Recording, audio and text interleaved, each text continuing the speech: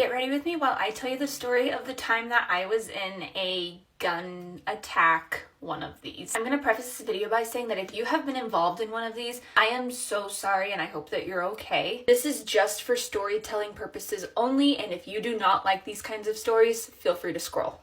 So flashback to when I was 19 years old and working in a retail store in the mall to pay for college. It was a Sunday, and Sundays at this mall were not very busy, and the store I was working at was also very small. On Sundays, the most employees we needed there at a time was like 2.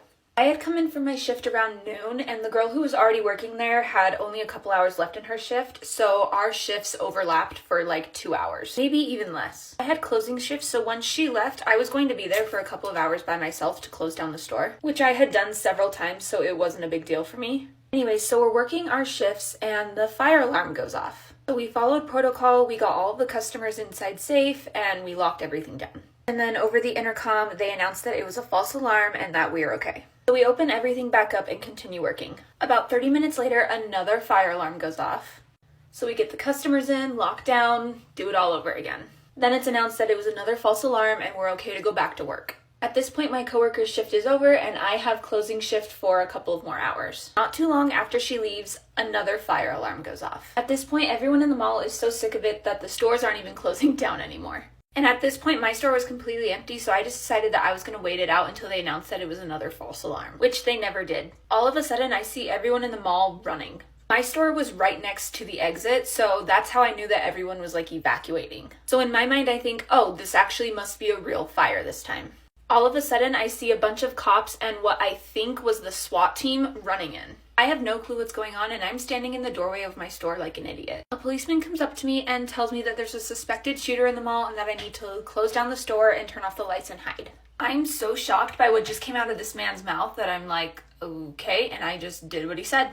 Again, there was no one in my store, so locking down was really easy. I locked the doors, turned off the lights, and I hid behind the checkout desk. The reason I chose to hide behind the checkout desk and not the inventory room in the back was because our store had glass windows and glass doors all in the front, so I could see out completely, and I wanted to be able to see if I could evacuate or what was going on and everything like that. I'm sorry, I hate being this person, but I'm almost out of time, so go to part 2.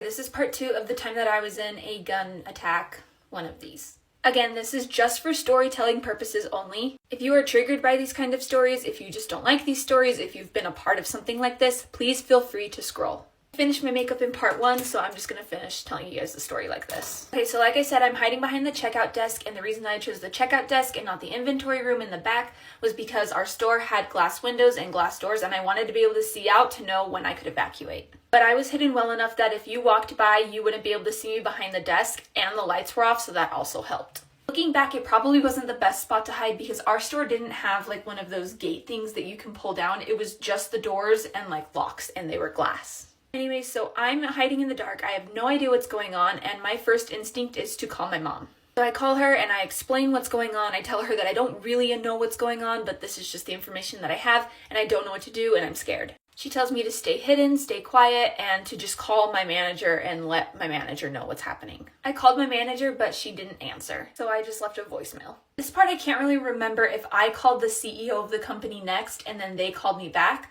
or if my manager passed on my voicemail to them and they just called me. I can't remember. It was years ago. But I got a call from like headquarters.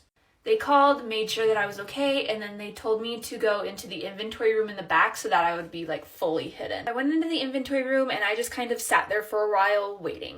In the back of the inventory room, there was a door that led to the back hallways of the mall, and that is where you like got your inventory from, where all of the delivery men went to drop off your stuff. And all of a sudden I hear tons of footsteps running in those back hallways, and you know, in that situation, the first thing that you think is someone's back there and they're gonna get into my store and hurt me. Looking back, it was probably just policemen running back there or employees being evacuated through the back halls. I don't really know. Anyway, so I just stayed hidden for a while. I just kind of sat there. Nothing really happened for almost an hour, I would say. Eventually, I hear some knocking coming from that front glass door that I locked, and so I very carefully peeked out from the inventory room and I saw that there was a cop there. He told me that it was time to evacuate, that everything was okay, and that I was safe to come out. I grabbed my things and I locked the doors behind me and I left. This entire thing happened all the way down the hall on the other side of the mall, which is why I never heard any gunshots or anything like that. 2 people ended up with GSWs, but they were taken to the hospital and they were okay. And I never followed up with it, so I don't know if whoever did it was ever caught. Overall, I was very safe, and this whole thing could have been so much worse, but thankfully it wasn't. But nerve-wracking nonetheless. Needless to say, I quit my job. But that's the story of the time that I was involved in one of these. I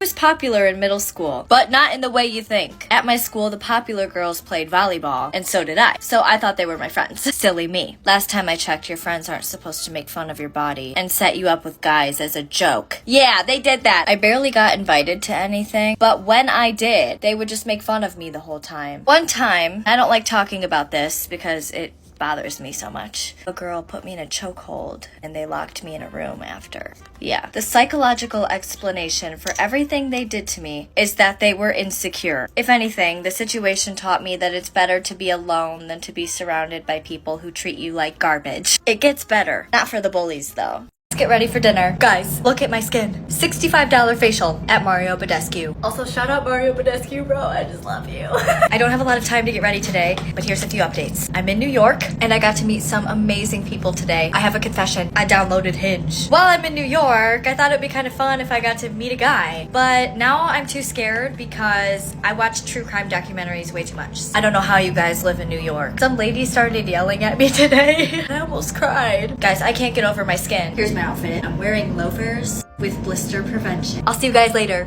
Story of my proposal while I get ready. I knew we were gonna get engaged soon, but I didn't know what soon meant because that could be like a week, a month, 6 months. Planned for a while that we were going down to Mexico with his mom's side of the family, and my family was going on a ski trip to Park City. And my friends asked me like, do you think it would happen down there?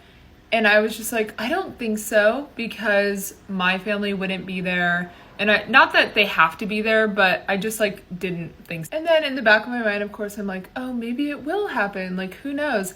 But for Christmas, when I opened my gift, it was this diamond necklace. So that really threw me off. Like, I was like, there's no way. He's not buying me a diamond necklace and then a diamond ring. Like, there's just no way. So I completely let go of the possibility because I didn't want to like be disappointed. And my family even took down the ski bags, like everything. So my mom was posting stories as if she was in Park City in the snow. So now we're in Mexico. This is the second day we're there. And we go down to the beach and we packed a cooler just like we always do, like just to go down to the water. And I did notice no one else came with us, but I thought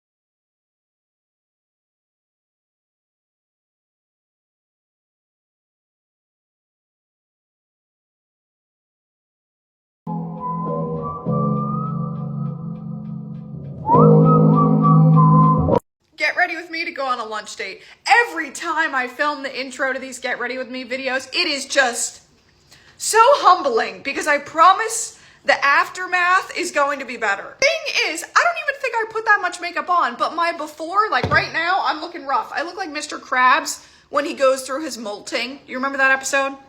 That's what I think I look like right now. Honestly, don't know what those sprays do to start with your makeup, but I see a lot of other people do them, so then I figured I should start doing them too. Luke and I are going to my favorite restaurant today. We were supposed to go last night, but it closed early and I blamed the whole thing on Luke, so we're going today for lunch. Even though it wasn't Luke's fault that the restaurant closed early, but I needed someone to blame, so why not him? I am not a girl who likes fancy restaurants. I live in Santa Monica, which is pretty much a hop, skip, and a jump over from Malibu, which is where the famous Nobu is, and I've never even stepped foot inside Nobu, and I have no desire to.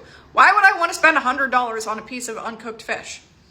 I don't get that. I think most people go to those places so they could get like an Instagram story post. I would rather Luke take me to TJ Maxx and then say, Kirby, pick out anything you want. He's never done that, but Luke, watch this video and then take me to TJ Maxx and be like, pick out something nice for yourself.